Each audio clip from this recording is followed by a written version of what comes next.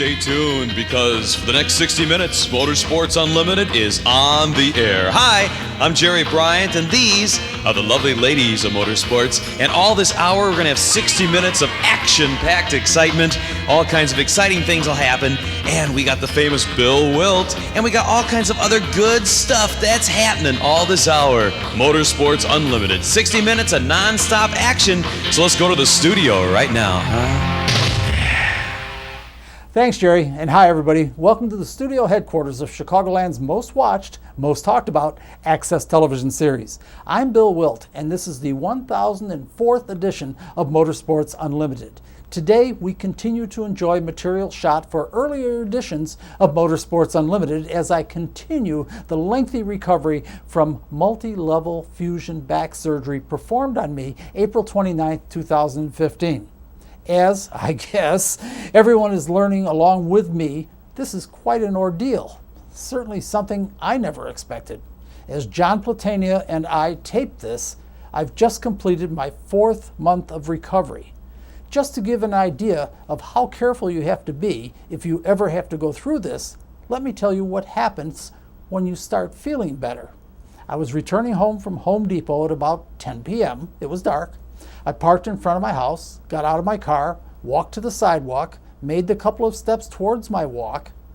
Typically, when I turn onto my sidewalk, I'll steady myself by sort of touching or half holding onto the hedge lining my sidewalk, at least momentarily. It doesn't help much, but I seem to feel the need to do it. On this occasion, a few things happened at one time. For one, I was finished up with my errands for the day, thus I was thinking about what I might have missed. Slightly distracted. Second, because I had something in each hand, although it didn't amount to much, I didn't grab the hedge. Third, as I turned onto my walk, I pivoted on my left foot and used my right to step up onto my walk that is elevated from the sidewalk by 1 step. Fourth, my right leg is the one I busted up so bad when I was racing motorcycles back in 1975. I had a compound fractures of both the tibia and fibula. My right leg doesn't have the strength I have in my left leg that decided to send a momentary shooting weird pain through my hip as I pivoted. Another momentary distraction. Unfortunately, I stubbed the toe of my right shoe on the step. Probably missed it by a quarter of an inch because I didn't lift it high enough to compensate for the lack of strength. One of the weird things about recovering from this multi-level fusion surgery is my inability to catch something physically as it is occurring. It's like my timing or strength, or both, is off just enough to screw me up and cause real trouble. I should have been able to just do a quick 2-step to catch up with my forward-moving torso, and I just couldn't do it.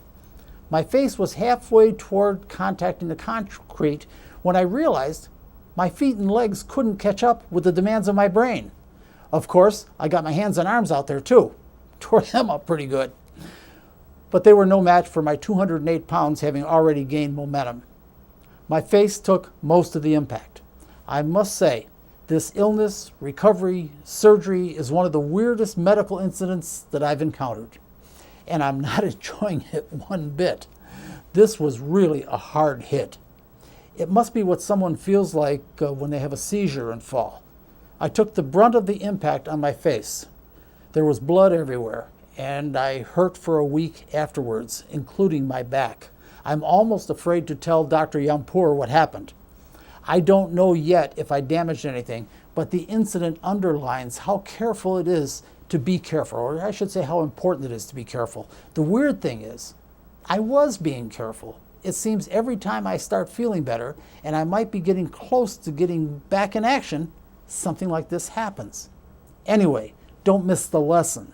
When the doctors caution you about being careful, there's a reason for it. Even though I carefully reconstructed the fall, I still can't figure out how it happened. I'm not a clumsy person. I was paying attention, and it still happened. Apparently, there is more going on with this kind of recovery than I am aware. My balance is slightly off. My reactions are slightly off. You know, there is more. But let's get to the motorsport part of this edition of Motorsports Unlimited. Enjoy some of the material we worked so hard to acquire. It shouldn't be sitting on the shelf gathering dust. Do we have everybody? I don't know. It looks like we're missing Susan go? I have her sunglasses and her shoes, but I don't have. There's her shoes and sunglasses over there. Maybe she went for a ride. She would get. That's like her to get into a car. Where did she go? Susan.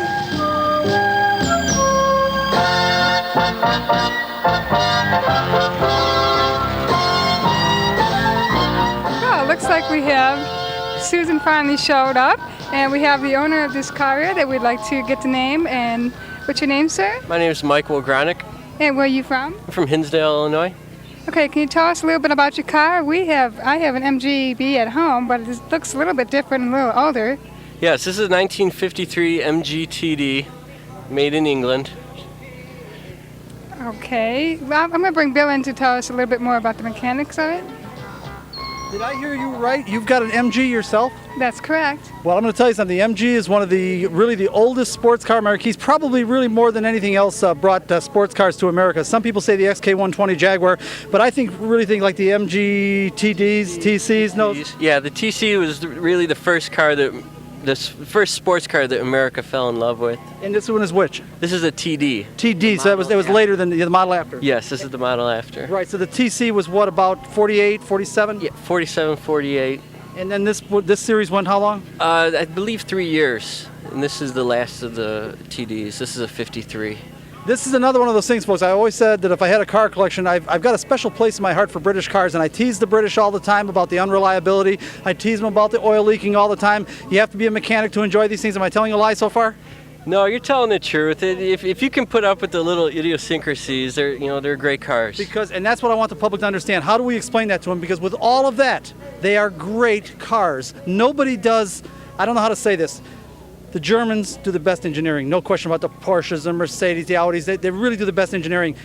The Italians draw the best. There's no doubt about it. The Ferraris, the Countachs, they really draw the best. The British don't engineer them that well, except for the chassis. They do wonderful chassis. The mechanical components, but nobody does, and I'm going to use the word ambiance. Nobody does automotive ambiance like that. How can we explain that to the public? That and nobody hit. The British cars are so fun. There's really no other word for it. They're fun, enjoyable. You see, the task that I have taken on is to try to explain the motorsport community to the general public. It is very difficult to explain to the general public why we would be so enthused about cars and motorcycles that aren't reliable, the lights don't work all the time, they leak oil, and yet we are absolutely enchanted with these things, and I'm taking on the job of trying to explain that to the public. It's not easy. Oh, it's not easy at all, but it's the truth. Like I said, if you can put up with the little things, they'll more than pay off in the long run. The reward is an ambiance you can't get anyplace else. Yes, Susan? When we were coming over here, he was telling me that this car's been restored, and it was a real basket case when his dad got it, so there seems to be a really cool story behind this car. Why don't you tell us a little about that? Well, my father actually bought this car before I was born. He actually traded a motorcycle for it, got it as a basket case, and it stayed as a basket case until I was about 15, at which point he said, boy, we better get going on this car. Hurry up or throw it away, one. Exactly. So me and him... You did the restoration? Yeah, we did most of the work. We had a guy paint it, and a guy help us put it together. Well, I can tell you, folks, when we went to put this little piece together with having a girl drive into the scene, the thing actually started up first shot on its own, so you guys must have done a good job on this thing. Yeah, we'd like to think so. Well, listen, again, we've got a lot more to show you here, folks, and what we've been trying to focus on here, at least the beginning of the program, is a little bit on the cars that we don't often get to see at most of the car shows we cover, and this is another fine example. Next, Bill spotted something he couldn't resist.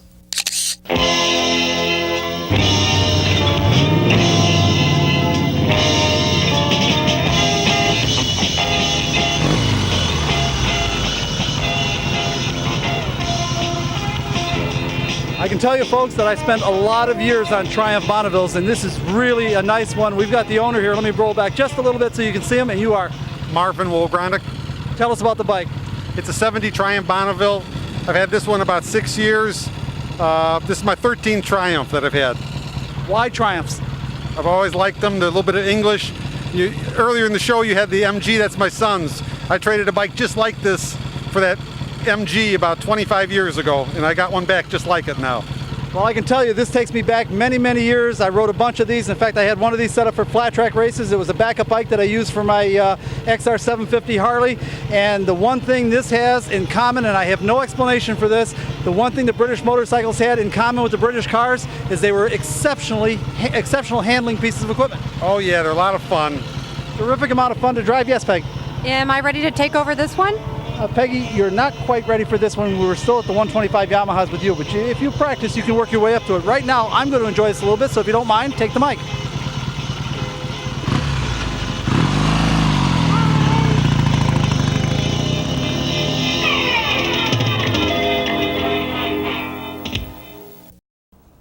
Again, I hope you're enjoying this classic Motorsports Unlimited material. As I look through it, deciding what footage I'm going to use, I'm reminded that Motorsports Unlimited has been on the air for 30 years, and we have produced some 1,400 masters produced over 30 years. I can't help but wonder if people still know what our purpose was, because to some degree, we've had to soften our approach to the problem we were trying to solve. Oh, we softened the approach for good reason, as I'll explain as we go along. But first, we have to review our motivation for creating Motorsports Unlimited. I started my formal racing days drag racing at the old Oswego Dragway, riding my German-made two-stroke DKW motorcycle. I wasn't surprised that there was an entry fee and that they didn't pay you to race. There were very few spectators, and drag racing in the late 50s was pretty much amateur. There were signs that it might become something, but when I started, it was more like guys with cars and motorcycles having a place to race. This was before there was a Christmas tree and starts were triggered by a flagman. I enjoyed it, but I had my heart set on oval track racing, and while I was in high school, I began working on my first stock car. When I was done, well, sort of done, I dragged it out to O'Hare Stadium. When I say dragged it, I mean dragged. The first 3 times we were towing with a tow rope on the newly opened Kennedy Expressway from Belmont and the Kennedy on the north side of Chicago. I must admit, I was surprised by having to pay to enter. On the other hand, I was only 17 years old and more concerned about being caught for being underage than worrying about the entry fee. I didn't want to bring attention to myself by raising questions, and besides, everyone else was paying too. It didn't make any sense to me, but that's the way it was. I figured I'd win more than enough to cover it anyway. I really didn't know anything about stock cars or stock car racing except what I'd read in the magazines, and there were very few magazines at the time. Of course, I didn't win anything. My early stock car days were an incredible learning experience. On the technical side, I was really too young and inexperienced to build a racing engine and had all I could do to build junkyard engines. On the other hand, I knew enough to know the factories had some optional engines that made more power, and if you knew how to identify them, you could get the parts pretty cheap from the junkyard. At that time, the junkyards didn't know Buick's Nailhead V8 was also available in what they called an export version, if you knew what to look for.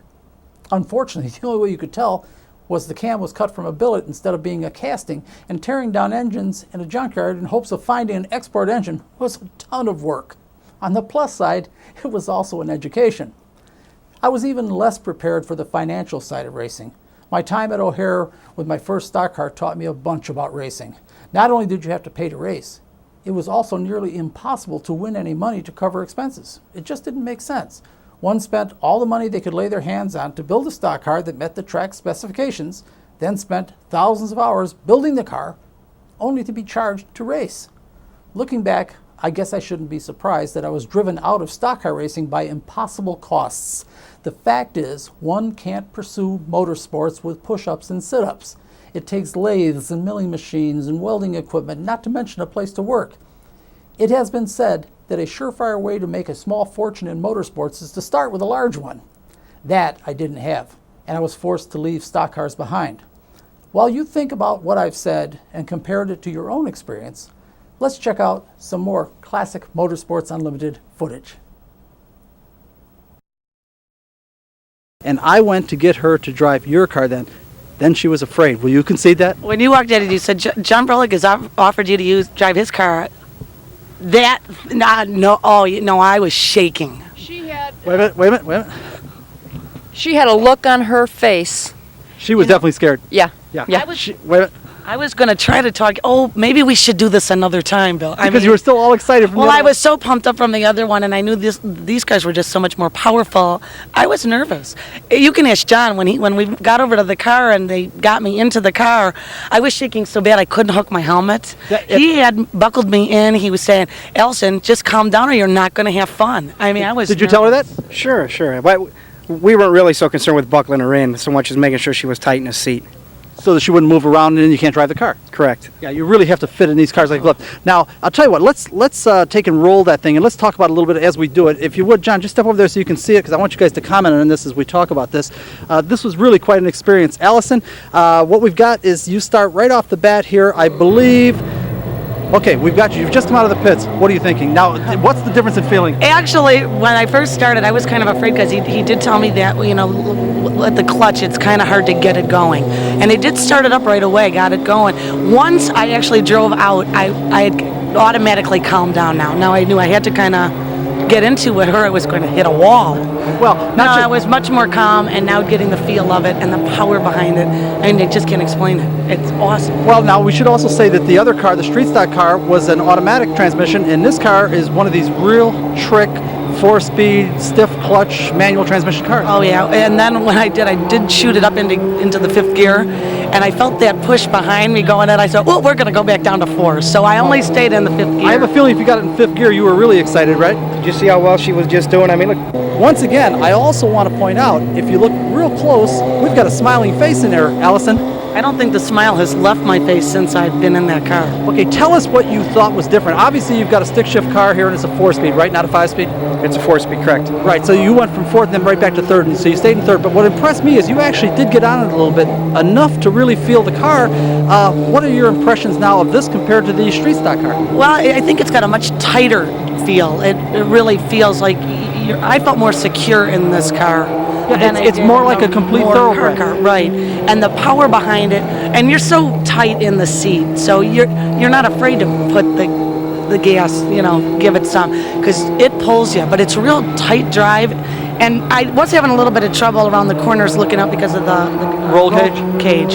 So I was looking out the window on the turns. But John, tell her that the way you do that is to run it hard enough where the back end steps out and you're looking right just, have I got it right? Yeah, you basically, around this place especially, you're more looking to the inside than you are straight ahead, because you're always turning, so you're always kind of looking towards the corner, and you're always looking for trouble ahead too. So the trouble's usually in the corners, and you're kind of looking towards the side. You're very rarely, you could probably tape up half the windshield on the right side because you never even use it. Allison, you definitely enjoyed it though. Oh, it was unbelievable. Okay, solve my problem now. Explain it to the audience. We've got a general public audience. Tell them how good these guys are out there, and just what a handful they're dealing with. Well, I'm telling you, just looking at the different speed between myself and what they're doing out there with a group of cars, it would scare me to death to be out there with even one other car. So they really they're unbelievable drivers in order just to handle it with all those other cars, because they are quick. The cars they're literally dynamite. They're literally dynamite. The thing is, it's a shame that more people don't get an opportunity to do this, to try these, because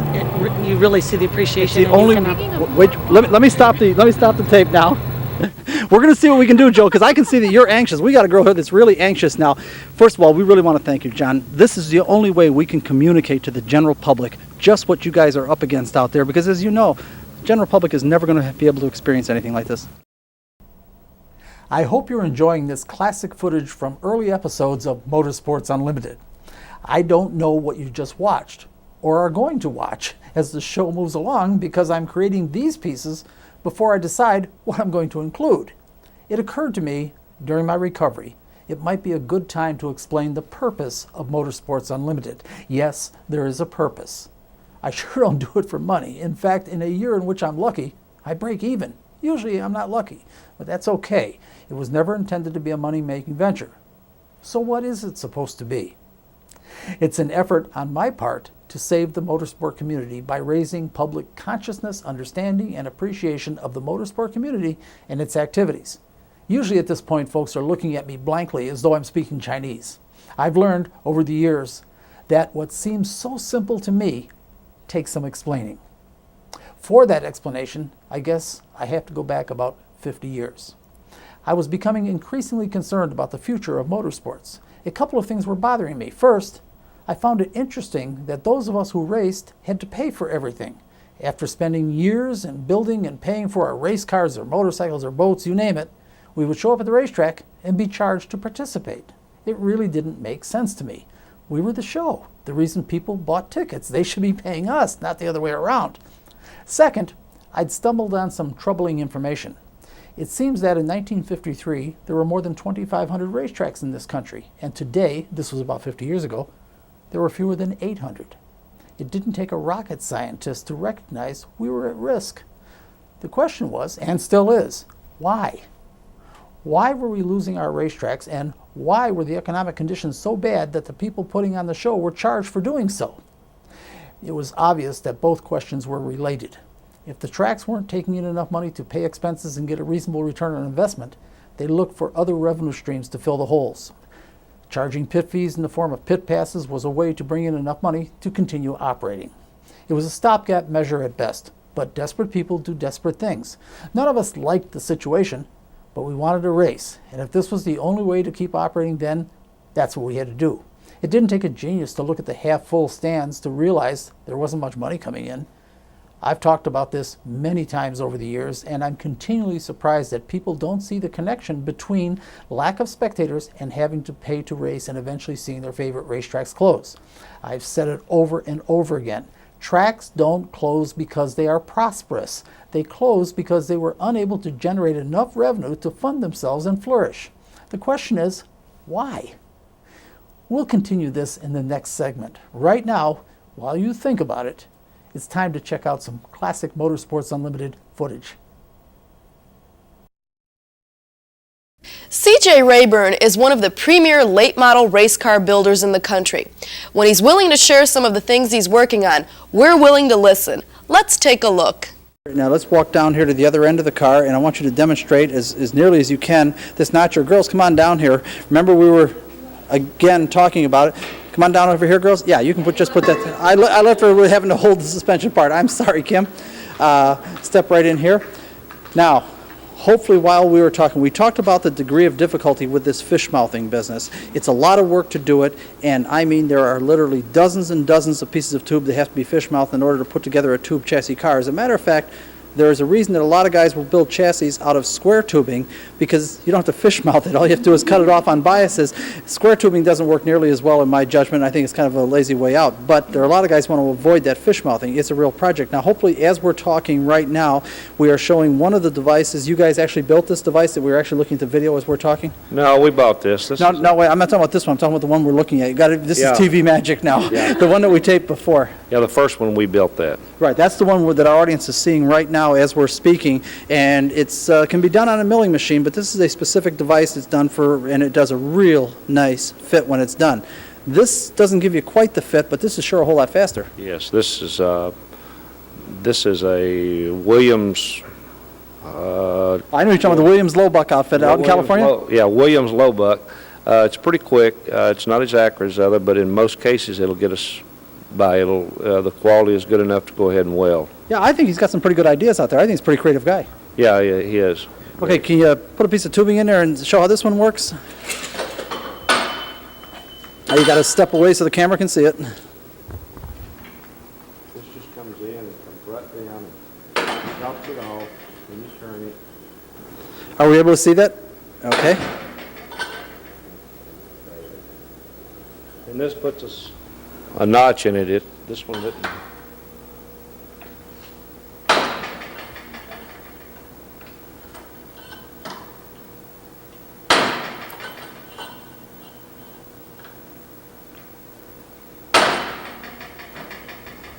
Okay, Christine, do you see how that bites off a fish mouth design on a thing? And you just keep working away at it until you get as much fish mouth as you want. Now, let me turn this so our camera can see that, get a little bit of an idea. Bruce, we'll hold it right there, or Chuck, we'll hold it right there for a second. Kind of give me a nod of the head when you've got it. Okay, and it's literally a thing that just kind of bites the chunk out of the metal, and you keep biting it off until you get the kind of a fit you're looking for. It doesn't give you quite the fit that video piece we were looking at while we were talking. It doesn't give you quite the fit of that, but this isn't bad, and it's a whole lot faster than the other method and a whole lot less expensive. Continuing our discussion about the purpose of Motorsports Unlimited, I want to skip ahead a few years. It's not my intention to drag you through my entire history with motorsports. I just want to touch on some highlights that form my thought process and ultimately my conclusions of what needed to be done if motorsport was to have a future. Yes, I was driven out of stock car racing by cost. It just wasn't possible to compete without tremendous resources, and the possibility of making enough from racing purses to fund the activity was impossible. After spending the next few years drag racing my motorcycle, a 650 BSA by now, and doing a fair amount of dirt riding, I discovered one could race motorcycles a whole lot cheaper than cars. Eventually, I found my way to Sycamore Speedway as an amateur flat tracker. I was pretty good and won a fair number of times. But by this time, my sights were focused on Santa Fe Speedway. As it turned out, Santa Fe Speedway, located just southwest of Chicago in Willow Springs, Illinois, was the most competitive professional motorcycle racetrack in the entire country. And I didn't know about it when I was younger. More about that later, as it ties right into the point I'm going to make. Santa Fe Speedway was about all that was left of Santa Fe Park that operated along the Santa Fe rail line since the late 1800s. They decided to open the speedway in 1953. It was primarily a banked clay oval stock car track, but along with the stock cars on weekends, they hosted motorcycle racing on Wednesday nights. The races were professional, sanctioned by the AMA and run by the Maywood Mustangs, a motorcycle club operating out of Maywood, Illinois. I suppose the track operator had to be sort of talked into the motorcycles, thus the Wednesday night schedule instead of one of the more desirable Friday or Saturday nights. Whatever the reason, the Wednesday night motorcycle races turned out to be what made Santa Fe Speedway the most competitive track in the country. You see, they have professional flat track motorcycle races all over the country, particularly the Midwest. But those races were almost always held on Friday or Saturday nights or Sunday afternoon. Santa Fe was the only Wednesday night show in the country. That meant it drew professional racers from all over the country. There was no other place to race on Wednesday night. Thus, Santa Fe Speedway had the highest caliber of motorcycle races in the entire country every Wednesday night. It was a great show, and a tip of the hat to the AMA, that's the American Motorcycle Association, later changed to the American Motorcyclist Association. Anyway, they had a strict requirement about presentation, including a requirement for pit whites. That meant anyone they let in the pits had to be wearing white pants and shirt. It really looked sharp, particularly when the feature race of the evening rolled out. The 12 best riders and teams out of the 150 plus competitors that started out the evening rolled out to the starting line, pushed by the teams all in white, except for the riders who wore colorful leathers. Absolutely no black leather. It was against the rules. It was quite a show seeing the best in the country presented in dramatic fashion. And talk about talent. These guys were scary fast. Take it from someone who won a lot of amateur races at Sycamore Speedway and expected to mix it up with the best of them when I turned pro, only to be spanked like a puppy and sent to the back of the pack. Wins at Santa Fe eventually came, but they were never easy or frequent. So, we had a spectacular first-class show every Wednesday night right here just southwest of Chicago. What was the problem? We were racing for $1,200. That was the total purse, $1,200. That meant the feature winner was getting a couple of $100. $1,200 doesn't go very far when it's divvied up between the heat race winners, semi-winners, trophy dash winners, and of course the main event winner plus so many spots back. Not to mention the B program payout. $1,200 total. But why? I mean, it was a great show, right in the middle of a dense population ranging from 8 to 10 million people, depending on what one considered the greater Chicagoland area, every Wednesday night. The races usually featured national-level stars, including the likes of Kenny Roberts, Dick Mann, Gene Romero, and Mark Brailsford. On occasion, there was even an international flavor. I personally got to race Barry Briggs at Santa Fe Speedway. He's from England and many-time world speedway champion. So, with big stars, both national and international, and a ton of local riders who focused on the Midwest, each with a following, all represented in a colorful, well-organized spectacle. Oh, let's not also forget, motorcycle flat track racing is an indigenous American sport dating back to the early 1900s, boasting a rich history that would rival any stick and ball sport. Yet, we were racing for $1,200. It would be easy to blame the promoters of the AMA or the track owner for keeping the money, but the fact is, the lack of spectators was appalling. In other words, there wasn't any money. One has to remember, motorsports, like any other competitor in the sports entertainment marketplace, depends on audience to survive. It doesn't make any difference if we're talking about people buying tickets or TV contracts. It's all based on audience. Lack of spectators will soon kill any competitor in the sports entertainment marketplace. Now, I should say I'm not just talking about motorcycle racing or Santa Fe Speedway. On the southern border of Chicago, we had Raceway Park, a 5-mile paved oval. It was primarily a stock car track, and its friendly atmosphere made it among my favorites. I don't want to get too far off track because I'm using the motorcycle races at Santa Fe Speedway as an example because I'm intimately familiar with it, and it eventually led me to Motorsports Unlimited. On the other hand, I don't want you to think the lack of spectators was unique to Santa Fe Speedway or motorcycle racing. There were, and are, many other tracks featuring all kinds of motorsports that died or are dying for exactly the same reason. I use Santa Fe and the Wednesday night motorcycle races as an example, but all follow suit. I do so because it was when I was racing motorcycles at Santa Fe Speedway that I'd had my fill of the problem and decided to gather some data to make my case. I suppose at this point I should talk a little bit about this business of spectators. It's a conversation I've had many times at many different racetracks. Again, I'm going to use Santa Fe Speedway Wednesday night motorcycle races as an example. Please remember, the same case can be made for any of the tracks featuring any kind of motorsport. I can remember many Wednesday evenings chatting with the guys at Santa Fe about the number of spectators. Some thought we were doing pretty well considering it was in the middle of the week. Others didn't really see the importance, sort of like it was somebody else's problem. The track owners, the promoters, these guys were busy trying to read the track to make tire and gearing decisions. And after all, we're racers, not promoters. My position was always the same. We are all promoters because without spectators, there won't be any races. It won't make any difference if you got the carburetor jetting just right or if the new pipe works because the gates will be locked when you get there. There was no question in my mind that we had a stake in getting people to come to the races. Lack of spectators was the problem that had to be solved if we were to survive. Perhaps, for those who are not familiar with Santa Fe Speedway, how soon we forget, I should explain the general layout. Santa Fe was actually 2 tracks. The main track was a 1/4-mile banked clay oval. That was the track primarily used by the motorcycles and stock cars. They also had a longer version of the same track they referred to as a 1/2 mile. Essentially, instead of turning into turn 1 at the end of the short straightaway, one kept going straight and found the long track turn 1, perhaps another 50 yards further. I'm sort of dancing around this description because there's some question about the length of the long track. Normally a 1/2 mile would have bigger sweeping turns, but the Santa Fe 1/2 mile actually had tight 1/4 mile turns at each end. This isn't particularly important for this discussion, and the only difference it made was the track didn't measure out to a full 1/2 mile because of the tight turns. For the motorcycle racers, this meant they couldn't run the big bikes, the 750s, at Santa Fe's 1/2 mile because the AMA required a full 1/2 mile for the big bikes.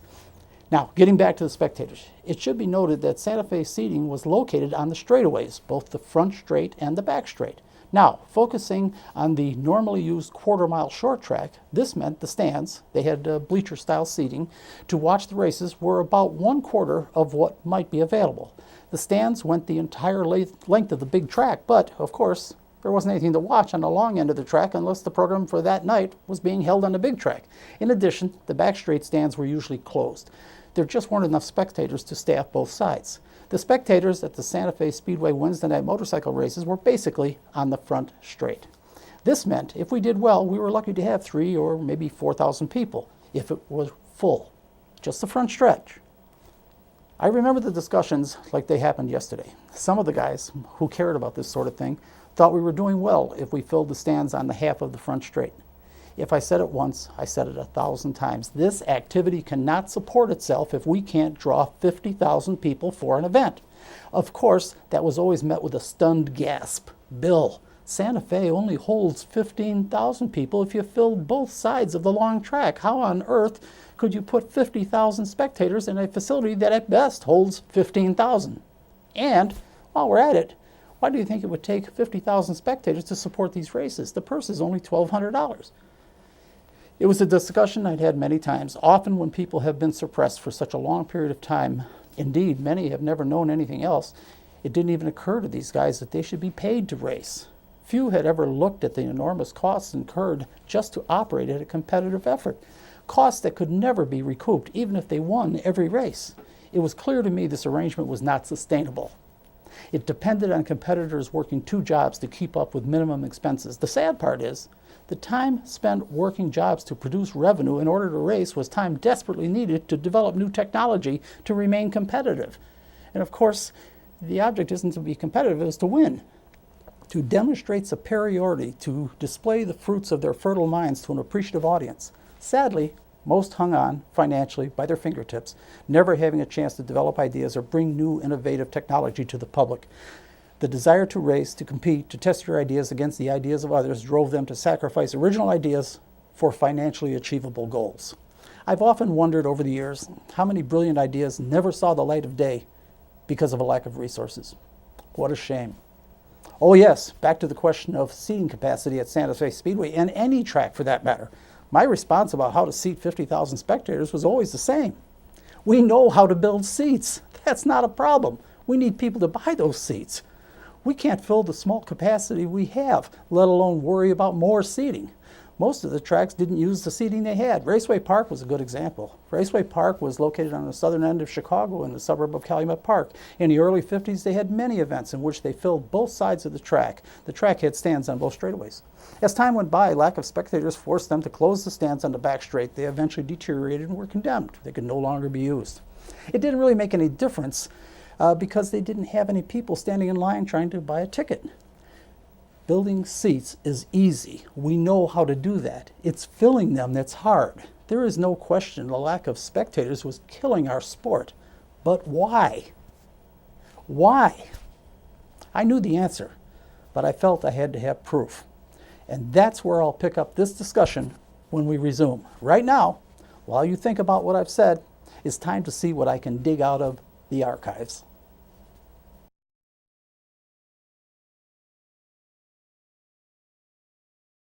Get your pencil and paper ready because you're going to want this information to go snowmobiling.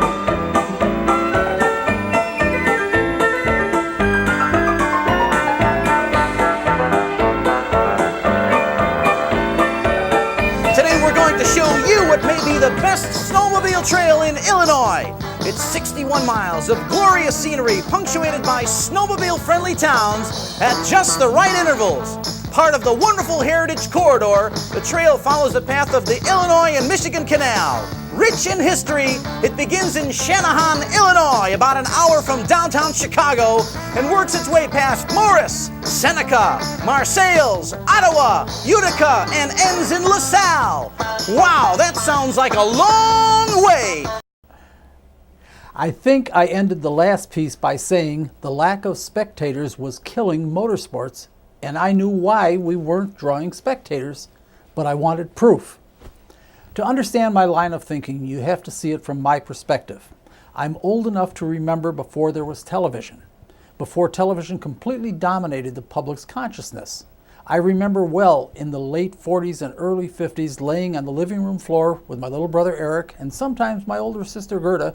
She was 5 years older than me, so she was always more than likely off with friends, but my little brother was only 3.5 years younger and we were closer. Typically, it was Eric and me on the living room floor, my mom sitting in a chair under a floor lamp, usually sewing. I still remember the wooden darning egg she used to mend my father's socks. Oh yes, my father. He was in the big chair, also under a floor lamp, a little larger, next to the big Zenith radio, usually half reading the paper and half listening to the radio. We had a big floor model Zenith radio that was sort of the center of attention of the room. I'm not really sure why though, because unlike television, you didn't really look at it. I guess my dad sat close to it so he could tune in the stations. This was typical of most American families in the late 40s and early 50s. Surprisingly, I still remember some of the radio shows we listened to. Fibber McGee and Molly, The Great Gildersleeve, and one of my father's favorites, Jack Benny. Thinking about it now, it sounds like a simple life, and I suppose it was. But we had full lives, and were well informed between the newspapers and the radio, and probably more important, the discussions my father and mother had about various news items brought to their attention by either a newspaper article or a radio news story, or, and this is important, talking about correspondence. That was letters in those days. Mail. Mail was important back then. You have to remember, it wasn't instantaneous. It required effort, including the actual writing and mailing. And of course, it required thought or thoughtful analysis of whatever was being communicated. LOL didn't exist. One actually had to compose and communicate their thoughts, and the mail was treated just as thoughtfully when read. Discussing correspondence was an important part of American life. The radio was important, as was the newspaper, but neither dominated our thinking or was an indispensable part of life. As I recall, the radio was rarely on during the day. It was an evening activity. During the day, we were busy with other things. Things were different before television, different in every way. Not better or worse, but different. You know, before I let that thought go, let me just change it slightly. It's not true that television hasn't made life better. It certainly has. Better in almost every way. But with something that powerful, it should be no surprise that damage too has been done, and we'll get to that. In fact, that's what makes this discussion so difficult. Television has made us better informed and better educated, and we like it. What's not to like? Constant entertainment every minute of the day? So why should someone be standing up now and saying, hey, wait a minute, there are victims of its enormous power too, and how could we have allowed something with such enormous power to influence be in the hands of a privileged few, apparently without oversight? Good though it may be, there are victims too, and we're going to talk about it. One specific thing comes to mind, and because this is Motorsports Unlimited, I think it's worth mentioning. In the early days of motorsport, board track racing was popular. For those who don't know what board track racing is, I'll take a moment to explain. Asphalt wasn't always around, nor was paving equipment. Most people know the Indianapolis Motor Speedway was once paved with bricks. That's why it's called the Brickyard. Of course, bricks were expensive. Remember, Indy is 2.5 miles around. That's millions of bricks and uncounted man-hours laying them. Even more remarkable was a 2-mile board track built in Hines, Illinois by the Hines Lumber Company. Yes, that's the Hines Veterans Hospital today, and it's rumored part of that facility was built with the lumber reclaimed when the track was taken down. It was a huge, elaborate facility. It was every bit as elaborate as the Indianapolis Motor Speedway or even Churchill Downs. It was a 2-mile oval built with 2x4s laid on edge with about 1/4 of an inch between them. Board tracks made sense before asphalt paving became practical. Board tracks were particularly popular with the motorcycle racing crowd. The point of all this isn't to expand on the virtues of board tracks, just to explain them. I can't even imagine how many board feet of 2x4s it took to build a 2-mile oval, but they did it. And it's all gone now, but it's part of our history. The reason for bringing it up is to mention, in the late 30s, they decided to build a board track in Soldier Field. They built the entire facility for a 2 or 3 day event, after which it was torn down. The interesting thing, from my perspective, is they drew 80,000 people. 80,000 people. Of course, it was profitable. You see, at that time, television hadn't dominated the public's consciousness. There was no television. It was possible to put on an event and fairly compete for audience. To do the same thing today would be an economic disaster. It is no longer possible to introduce a new product into the marketplace without television promotion, or for that matter, be elected to significant public audience office without television attention. Now think about that. Television over time has become so powerful, it is in a position to dictate our nation's leadership. Putting that aside for the moment, without disposing of it, in our little corner of the world, television has the public so enchanted and distracted with the Cubs, Bears, White Sox, Bulls, and Blackhawks, there isn't any room for anything else in the public's consciousness. And if there were, only television could do it. Television's power is enormous. It tells you what to think about and how to think about it. Oh, it's not just providing scores and standings, but if a Bears player has a sore shoulder, it's a 3-day news story. Heaven forbid a Cubs pitcher should come up with a sore elbow. It's literally a national news story. The interesting thing is, I watched it happen. I remember well when television began. It was mesmerizing. Words and pictures. And while it wasn't on in the early 50s, when there was something on, we watched. I guess it's probably a little hard to imagine now that television didn't used to be on 24 hours a day. They used to sign off at night, usually with a religious theme, and then a test pattern for hours. Kind of hard to imagine today, huh? It seems to me the first morning show was the Dave Garroway show. Now, it's not my intention to provide a history of television, merely to point out I watched it evolve and remember how things happened. I watched it grow from an amusing novelty to the most powerful, most influential communications medium ever created by mankind.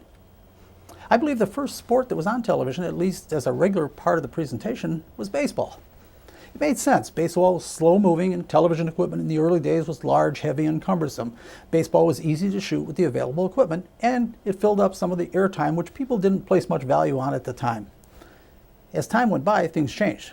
Of course, this dissertation would be easier if the change occurred overnight, but it didn't. It happened a little at a time. In the case of sports, first it was baseball, then football. Football was particularly interesting as football on television didn't take off right away. Football didn't always enjoy the enormous popularity it has today. I remember attending a couple of Bears games when they played in Wrigley Field. One could pretty much sit anywhere they wanted to. The facility wasn't full when I was there. Things changed in 1957 when videotape was invented. An executive of ABC television named Roone Arledge used the instant replay capability of videotape to take this complicated game of football apart and explain it to the public. He used isolated video of receivers running their routes, line play, and blocking, among other things, to educate and interest the public. More than anything else, this technical advancement and Roone Arledge's use of it, coupled with the growing power of television, made football what it has become today. Okay, lots of talk about everything but motorsports. And that's the point. We weren't included. I could see what it was doing to us and knew we had to have a fair share of television if we were to survive.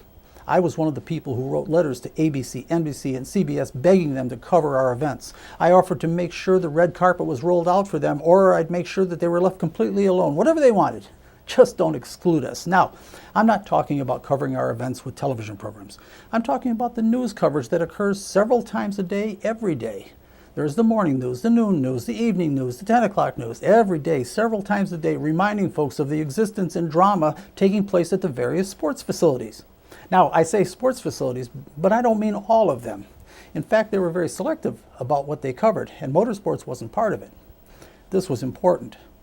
Now, I don't want to jump all over, but history isn't written in a day. And to understand what I'm saying, we have to contrast life in America in the early 50s when television arrived and today. If you'll recall, I spent some time describing how families spent evenings listening to radio in the early 50s. Contrast that to the reality today. Typically, the television is on constantly. We watch it while eating, talking. Some even have televisions in their bathrooms. Television, unlike radio in the early 50s, is a constant influence. It dictates what we think about and how we think about it. I can't think of a more powerful influence in our lives than television. Yet, it's in the hands of a privileged few. I remember writing letters to the television networks when I was racing at O'Hare Stadium and later at Santa Fe Speedway. I could see our inability to attract spectators was a result of the lack of television news coverage of our activities, while those we competed with for public attention were on the news every day, several times a day. It was obvious to me. I decided to see if I could prove my point. In the greater Chicagoland area at the time, we had Wrigley Field, Soldier Field, Comiskey Park, and Santa Fe Speedway, all about the same distance to the newly opened Woodfield Mall. I decided to put on a shirt and tie, and along with my wife, who handled the clipboard, I decided to take a survey at the Woodfield Mall. I asked people 4 questions. Before posing the question, I told each person, I'm not asking you if you like these things or if you have ever gone to them. I'm merely asking if you are aware of them. The first question was, are you aware of or conscious of Wrigley Field and the Chicago Cubs? The second question was, are you aware of or conscious of Comiskey Park and the Chicago White Sox? The third question was, are you aware of or conscious of Soldier Field and the Chicago Bears? And the fourth question was, are you aware of or conscious of the fact that there is a motorsport facility in the Chicago area that has hosted professional motorcycle races every Wednesday night for nearly 50 years? Now, I asked 104 people those questions. How do you think it went? If you guessed 104 people were aware of the Cubs, White Sox, and Bears, while not one was aware of the motorcycle races at Santa Fe Speedway, you are correct. Putting aside a couple of people who just wanted to give me a hard time and a couple of others who thought they might have heard a radio commercial about Santa Fe, but they weren't really sure, not one person firmly responded that they were well aware of the motorcycle races at Santa Fe Speedway. Now I ask you, how on earth could we possibly attract an audience if no one even knows we're around? I knew I was right about this. I knew I was right about it in 1961 when I raced at O'Hare Stadium, and I was right in the early 70s when I was racing at Santa Fe Speedway, and I knew I was right all the times in between. There was nothing wrong with our presentation and a fair marketplace with equal opportunity to compete. I would have put motorsports of all kinds up against anyone. I knew the professional motorcycle races on Wednesday nights at Santa Fe Speedway were first-class presentations, and tweaking the program, which was tried on several occasions, was pointless. We could have gold-plated the place, and no one would have known about it. The Woodfield Mall survey was bittersweet. It confirmed what I already knew, but it was also terribly discouraging. I knew from the number of ignored letters that I'd written to the networks over the years how difficult it was going to be to solve this problem. Those who have more than their fair share rarely give any of it up willingly. And I knew if we didn't solve it, we could not survive. I had a rough idea of what needed to be done. I also knew the task was nearly impossible. Still, I had to look into developing a strategy. But what? We were dying, and I could see the handwriting on the wall. Failure to act was not an option. While you think about it, let's see what else I can find in the archives. I'll be back to discuss the strategy that I developed, deal with the problem. If not in this show, I don't really know how much time I have left. The next one for sure.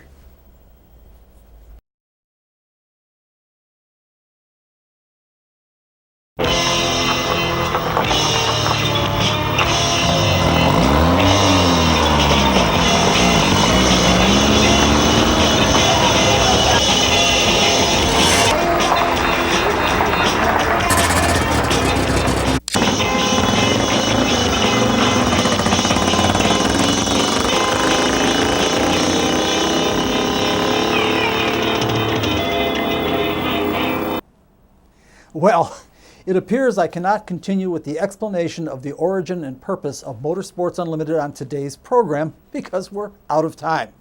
I knew when I started this it would take some time to do it well. This is particularly difficult when dealing with an audience accustomed to learning things in brief sound bites. It's not your or their fault, it's the fault of television. Among other things, it has conditioned us to take in information in bites lasting 30 seconds or less. The idea of learning how we got to a certain point, starting with a historic perspective and following the path until we have a full understanding of the situation, doesn't work well on television. At least that's common wisdom. And yet, without understanding the history of what has taken place for the past 100 years, there is no way one could begin to understand why I've worked so hard for the past 30 years to solve the problem of motorsport being omitted from television. Before I close today's show, let me just say that all of the tracks I've mentioned, like O'Hare Stadium, Raceway Park, and Santa Fe Speedway, are all gone. I'm not an alarmist warning of a future disaster. It's already happened and continues to happen. It's ongoing. O'Hare Stadium closed in 1968. Raceway Park closed in the year 2000. And Santa Fe Speedway closed in 1995. There is absolutely no question in my mind they would still be here if television had not ignored them and advanced the interests of those we compete with for public attention at our expense. You don't think so? Think about it. Suppose if every day you turned on the news, it doesn't make any difference which news or which channel, the morning news, the afternoon news, the evening news, the late night news, every day, every newscast, every channel, you and everyone else was informed about the O'Hare Stadium battles between Gene Marmer, Eric Johnson, Bill Lutz, and eventual NASCAR Daytona 500 winner Freddie Lorenzen. Do you think some folks might have gotten interested in the drama? Come on, be honest. How many of you knew the high-profile NASCAR star Freddie Lorenzen was the O'Hare Stadium track champion? It was his home track right here in Schiller Park, a Chicago suburb. It certainly wasn't on the news. If it had been, I'm pretty sure many would have followed his move to NASCAR with considerable interest. Speaking of battles, how about late model Raceway Park stars right here in Calumet Park, shouting distance from Chicago's southern border? Great stars like Bob Pronger, Bud Kaler, and Jerry Kepperman. Or from a different era, my friends, Davey Weltmeyer or Pat Eklund or Kevin Reedy. Pick your era. The on-track wars between these guys was the stuff of legends. And I could go on and on. But you didn't know about them or their stories because television news was the province of baseball, basketball, and football. These guys deserved better. And you deserved better. Of course, Santa Fe Speedway wasn't just motorcycles on Wednesday nights. The Santa Fe Speedway late model dirt track wars between the man many say won more races than any other short track driver in the country, the unparalleled, unprecedented 9-time Santa Fe Speedway track champion Tony Izzo. Oh, And it wasn't like there wasn't anyone to beat. The Izzo-O'Connor wars were just that. Throw in Al Johnson and my friend John Provenzano, and you find yourself ignoring other era Santa Fe stars like Bill Van Allen and Dick Nelson.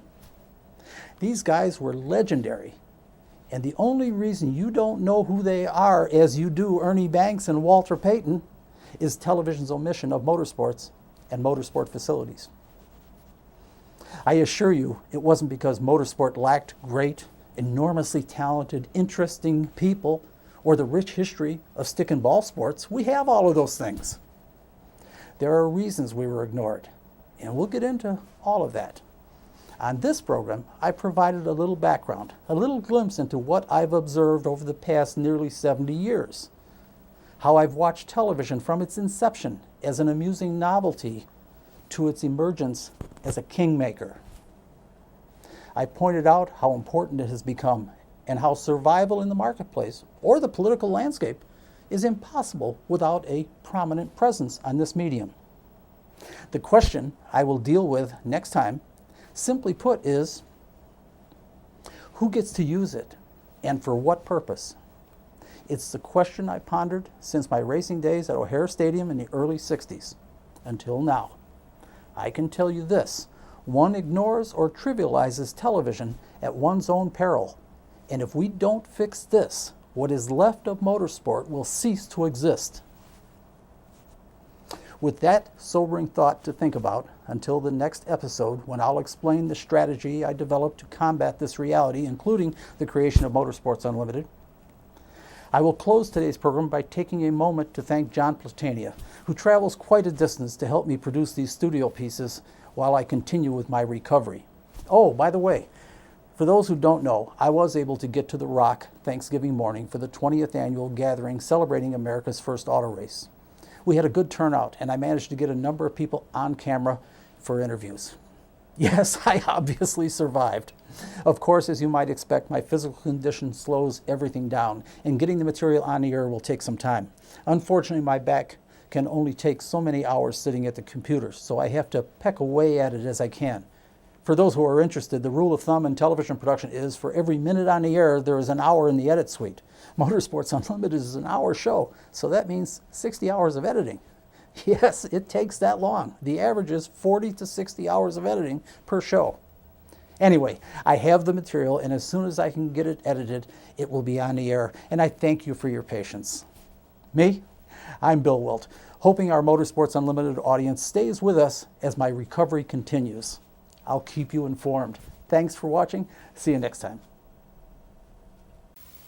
This program made possible in part by support from ABC Auto Parts, located on Ashland Avenue at 138th Street in Blue Island, Illinois. Motorsports Unlimited is produced by Bill Wildt, president of the Motorsport Advancement Crusade. This program made possible in part by support from Jimmy's Red Hots, located on Grand Avenue and Pulaski Road in Chicago.